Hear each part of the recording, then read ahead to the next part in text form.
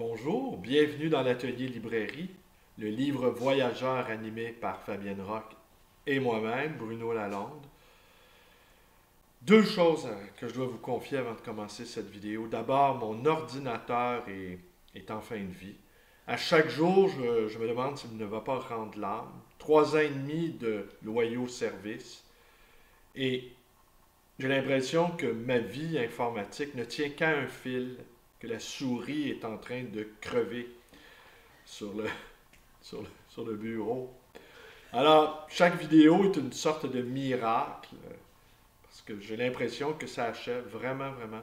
L'autre chose, avant le temps de méditer, hein, j'ai mis juste 45 minutes à ouvrir l'ordinateur. Il m'indique toutes sortes de choses qui ne vont pas. Le disque dur est attaqué de toutes parts. Les périphériques ne sont plus à propos. Bref, tout est catastrophique. Mais pendant ces 45 minutes-là, j'ai le loisir de méditer devant un écran vide. Et je me faisais la réflexion, ça fait déjà près de 2 semaines que j'ai commencé cette série, des auteurs de la collection Nelson, et je découvre, parce qu'à force de les voir, hein, je vous racontais que les Nelson, je vois ça depuis toujours, et bien on finit par ne plus rien voir du tout. Et ce qui est frappant, c'est que toute la somme de choses qu'on ne connaît pas et qu'on dédaigne et qu'on méprise, bien entendu, eh bien, ces choses-là sont d'une importance capitale dans notre vie. Prenez n'importe quel exemple de votre vie privée, je dirais. Toutes les choses que vous ne savez pas sur vos proches, mais qui couvent et qui rampent et qui peuvent vous assaillir et puis qui peuvent vous agripper à tout moment, comme une main qui jaillit du plancher et qui vous tire vers le bas. Alors forcément, toutes les choses qu'on ignore ont finalement beaucoup plus d'importance que les choses que l'on sait. Et cette promenade dans les limbes ne fait que montrer avec une lumière encore plus accablante que je pouvais l'imaginer mon inculture. Je sais bien, on donne toujours l'impression d'en savoir un peu, hein, il s'agit de sauver la face, mais on ne peut pas passer sa vie à tenter de sauver la face. Parce que toutes les choses que l'on ignore, elles sont tellement nombreuses que c'en est effarant. On pourrait, cependant, à l'instar du mythologue Joseph Campbell, retracer le fil conducteur. Joseph Campbell nous dit, vous savez, Joseph Campbell, le héros aux 1000 visages, la puissance du mythe, nous dit qu'au fond, à travers toutes les civilisations, il y a un fil conducteur et le portrait du héros aux 1000 visages, même si ce portrait-là change, ce qui l'anime et les épreuves qu'il doit traverser sont les mêmes dans toutes les cultures. Elles portent des noms différents, les chemins n'ont pas l'air de la même, n'ont pas l'air pareils, mais que le fil, lui, est toujours le même. Ce que je constate, ce que je peux vous dire, évidemment, ces auteurs-là, ce sont des auteurs qui, grosso modo, sont nés au 1820, 1910 à peu près.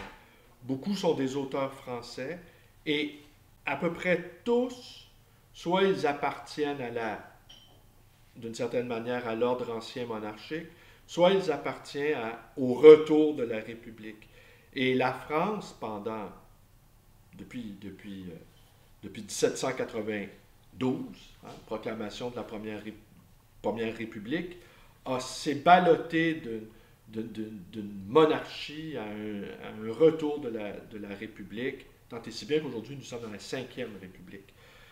Et que donc régime instable. Et les auteurs de cette période-là, les auteurs français, appartenaient à un clan ou à un autre et parfois changeaient de camp selon les circonstances historiques, selon que les vents leur soient favorables ou pas. Mais en filigrane, on devine que cette collection, Nelson, tout en se piquant d'être inclusive, hein, pour employer un mot à la mode, eh bien, avait un net penchant pour l'aristocratie, les valeurs d'aristocratie.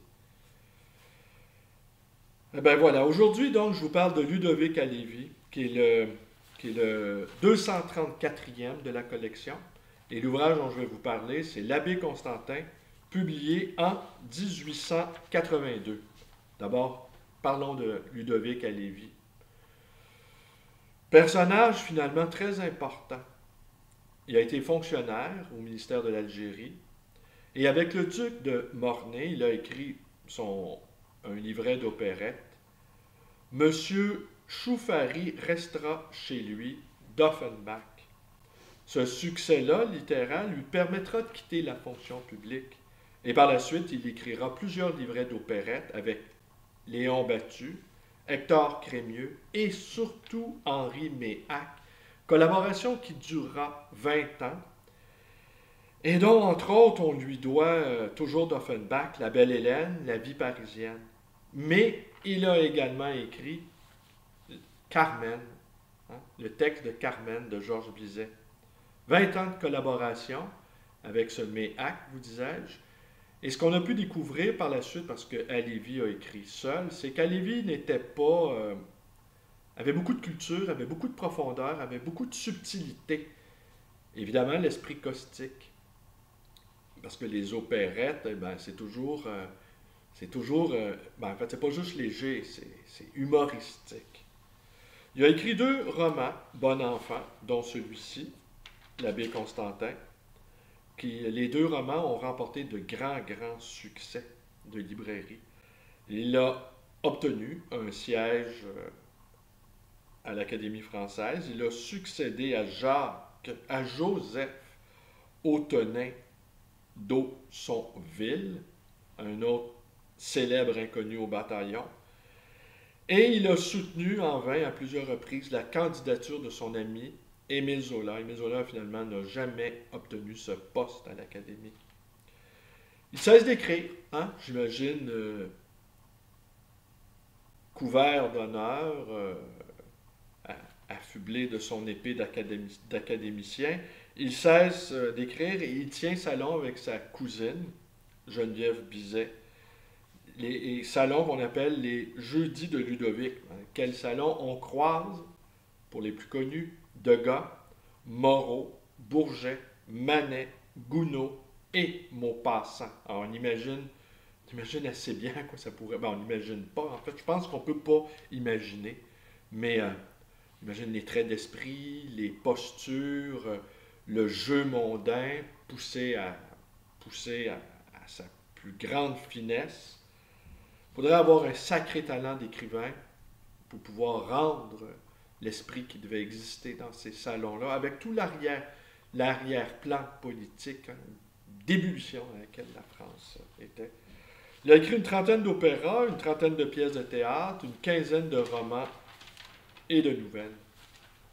Alors donc, l'Abbé Constantin a été publié en 1882. C'est quoi l'histoire? C'est 2 riches américaines qui débarquent dans un village où officie l'abbé Constantin et il craint que les mœurs de son bon village, il craint que les mœurs soient entachées par la présence et l'influence délétère de ces bourgeoises américaines. Et l'arrière-plan de cette description-là, c'est encore une fois la confrontation entre les mœurs de la bourgeoisie, qu'on imagine un peu décadente, un peu grossière, un peu avide, et l'aristocratie. L'aristocratie parée de toutes les qualités. Alors l'arrière-plan encore, est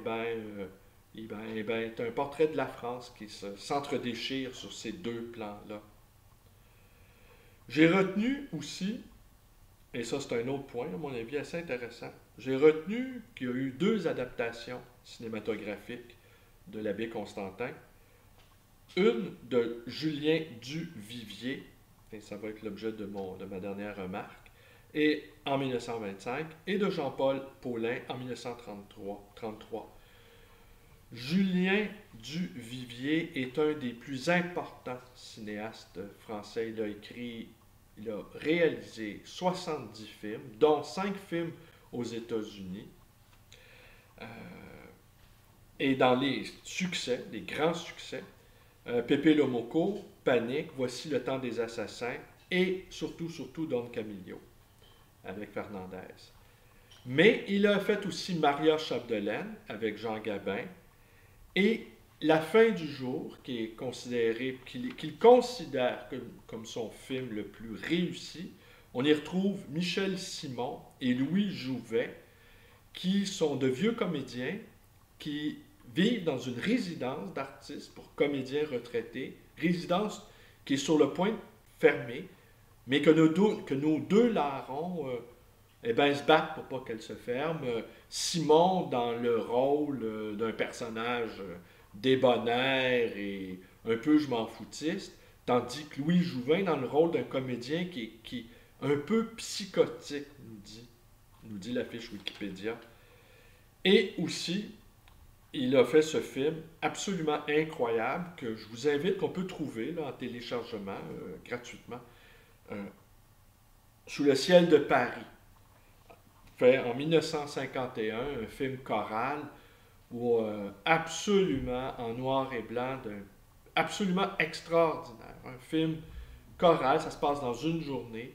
On imagine ici que Duvivier a dû, film réalisé en 51, a dû lire, parce que je suis convaincu que c'est un très très grand lecteur, a dû lire John Dos Passos, qui est l'inventeur de ce qu'on a appelé le simultanéisme, c'est-à-dire qui se passe dans une journée, dans une période, avec des individus qui ne se connaissent pas, mais dont les destins s'entrecroisent par des biais imprévus ou par une esquisse de rencontre qui peut-être n'aura pas lieu, mais qui aurait pu avoir lieu. Et c'est un film, en tout cas à mon sens, que vous devez regarder. En tout cas, moi, j'ai été ébloui par la qualité du scénario, les images, à la fois oniriques, à la fois crépusculaires, et à la fois bon enfant et tragique aussi. Je vous en dirai pas davantage, mais ouf, quel film! Alors, ça nous donne envie de revoir les films de Julien Duvivier. Et je ne sais trop à quoi ressemble cette adaptation-là, mais je ne doute pas que le génie cinématographique a dû bien montrer les tensions, les deux Américaines qui débarquent, le curé qui met en garde ses ouailles, la confrontation à la fois de la bourgeoisie américaine arrogante, dépensière, et la bourgeoisie française qui lui fait des salamalamecs, et l'aristocratie qui se tient à distance de tout ça, et le prêtre qui complote pour les faire sortir du village. En tout cas, on imagine tout ça. Et là, on va voir ici, justement, je vais essayer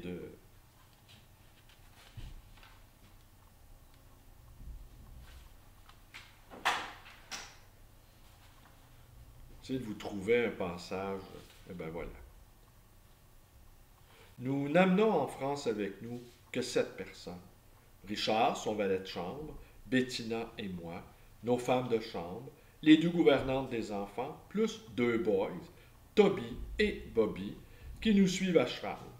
Ils montent dans une rare perfection. 2 vrais petits amours, même taille, même tournure, presque même figure. Nous trouverions jamais à Paris de grooms mieux appareillés. 2 boys, probablement des noirs. Tout le reste, choses et gens, nous le laissons à New York. Non, pas tout le reste. J'oubliais 4 petits poneys, 4 bijoux, noirs comme de l'encre, avec des balsanes blanches, tous les 4 aux 4 jambes. Nous n'aurons pas le cœur de nous en séparer. Nous les attelons sur un duc, c'est charmant. Nous menons très bien à 4, Bettina et moi. Des femmes peuvent, n'est-ce pas, sans trop de scandale, mener à 4 au bois le matin de bonne heure, ici, si cela se peut. Surtout, ma chère Cathy, ne comptez pas avec l'argent. Des folies, faites des folies. Voilà tout ce que je vous demande. Le jour même où Madame Norton recevait cette lettre, la nouvelle éclatait de la débâcle d'un certain Garneville, gros spéculateur qui n'avait pas eu de flair. Il avait senti de la baisse quand il aurait fallu sentir de la hausse. Ce Garneville, 6 semaines auparavant, s'était installé dans un hôtel, tout battant neuf, et qui n'avait aucun défaut, et qui n'avait d'autre défaut qu'une trop violente magnificence. Madame Norton signa un acte de location, 100 000 francs par an, avec faculté d'acheter l'hôtel et le mobilier pour 2 millions dans la première année du bail. Un tapissier de grand style se chargea de corriger, d'adoucir le luxe démesuré d'un ameublement criard et tapageur. Cela fait, l'ami de Mme Scott eut le bonheur de mettre, du premier coup, la main sur 2 de ces artistes éminents sans lesquels une grande maison ne pourrait se fonder et ne saurait fonctionner. D'abord, un chef de premier ordre qui venait d'abandonner un vieil hôtel du Faubourg Saint-Germain à son grand regret, car il avait des sentiments aristocratiques. Il lui en coûtait un peu d'aller servir chez les bourgeois, chez des étrangers. Jamais, dit-il à Mme Norton, je n'aurais quitté le service de Mme la baronne si elle avait soutenu son train sur le même pied. Mais Mme la baronne a 4 enfants, 2 fils qui ont fait des bêtises, et 2 filles qui seront bientôt en âge d'être mariées. Il faudrait les doter. Enfin, Mme la baronne est obligée de se resserrer un peu, et la maison n'est plus assez importante pour moi. Ce patricien distingué fit ses conditions. Bien qu'excessives, elles n'effrayèrent pas Mme Norton, qui savait avoir affaire à un homme du plus sérieux mérite. Mais lui, avant de se décider, demanda la permission de télégraphier à New York. Il avait besoin de prendre des renseignements. La réponse fut favorable. Il accepta. Le second grand artiste était un piqueur d'une très rare et de très haute capacité qui venait de se retirer après fortune faite. Il consentit cependant à organiser les écuries de Mme Scott.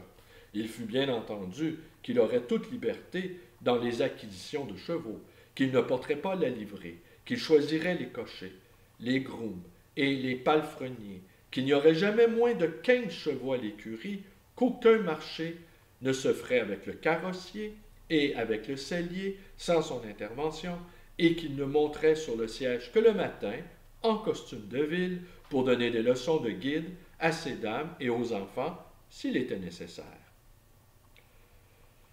Le chef prit possession de ses fourneaux et le piqueur de ses écuries. Tout le reste n'était qu'une question d'argent, et Mme Norton, à cet égard, usa largement de ses pleins pouvoirs. Elle se conforma aux instructions qu'elle avait reçues. Elle fit, dans ce court espace de 2 mois, de véritables prodiges pour que l'installation des Scott fût absolument complète et absolument irréprochable. Et voilà comment, lorsque le 15 avril 1880, M. Scott, Suzy et Bettina descendirent du rapide du Havre à 4h30 sur le quai de la gare Saint-Lazare, ils trouvèrent Mme Norton qui leur dit « Votre calèche est là dans la cour. Il y a derrière la calèche un landau pour les enfants et derrière le landau un omnibus pour les domestiques. Les 3 voitures à votre chiffre, conduites par vos cochers et attelées de vos chevaux. Vous demeurez 24 rue Murillo, et voici le menu de votre dîner de ce soir. Vous m'avez invité, il y a 2 mois, j'accepte et je prendrai même la liberté de vous amener une quinzaine de personnes. Je fournis tout, même les invités.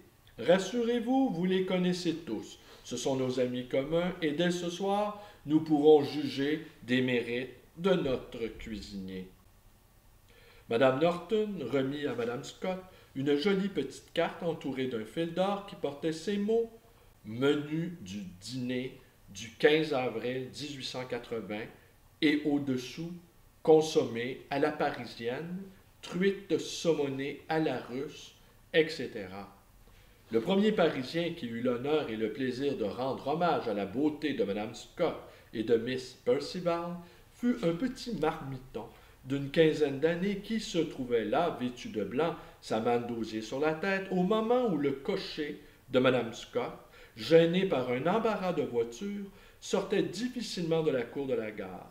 Le petit marmiton s'arrêta net sur le trottoir, ouvrit de grands yeux, regarda les deux sœurs avec un air d'ébahissement et leur lança hardiment en plein visage ce simple mot « Mazette ». Et c'est sur ce mot, on a envie de connaître la suite, hein? Je vous comprends. Moi aussi, j'ai envie de connaître la suite. Je me demande même si je ne lirai pas. Ouais, ben là, ce que je lis ici, c'est que le vieux prêtre a été invité à dîner et c'est bien possible qu'il ait foutu le bordel finalement. Enfin, sans doute de manière très très onctueuse, de manière feutrée, comme il se doit parmi les gens du monde. Alors, je vous remercie d'être avec moi, aux gens du monde. Nous sommes peu nombreux, mais nous sommes de qualité. Je vous invite à vous abonner à la chaîne de Fabienne Rock. Je vous invite également à vous abonner à la mienne, Bruno Lalande. Et je vous invite surtout à nous rendre visite à cet atelier librairie 2319 rue Bélanger, numéro de téléphone 514-736-0999. Et à demain pour la poursuite de cette traversée dans les limbes. Et on y apprend des choses, hein, quand même. Ouais, quand même. Ça m'a coupé le sifflet. Offenbach et Bizet au menu. Bonne journée à tous.